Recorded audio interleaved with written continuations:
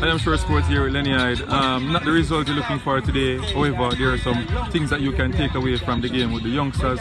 They look silky, they look smooth going forward with the ball. Defensively though, you had a poor performance here. Talk us through the game. Yeah. I just say we're back four. We're back, not just the back, the whole team. When you're defending, the whole team supposed to play a part, with defend. And there was too much gaps in the team when we lost the ball.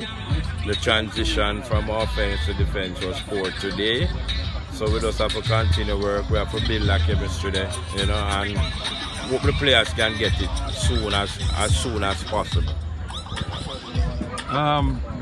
You're complaining about the rule with the youngsters. You need more youngsters in the team. What do you have to say about that? No, well, we have to work with what the rules say.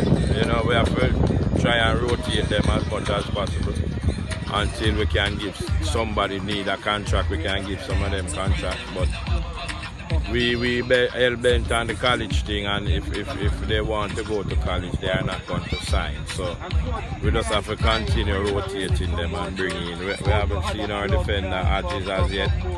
So other players will come in and we continue build and try to get the chemistry going by the next mid-season. Alright, so would we see Chapelton Maroons going into the transfer market this season?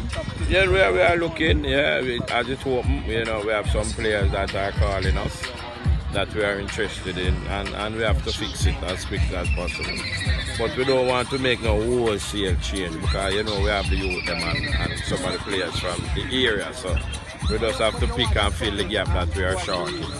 Thank you very much, Lenny. I consider the good work, and I hope you will develop better.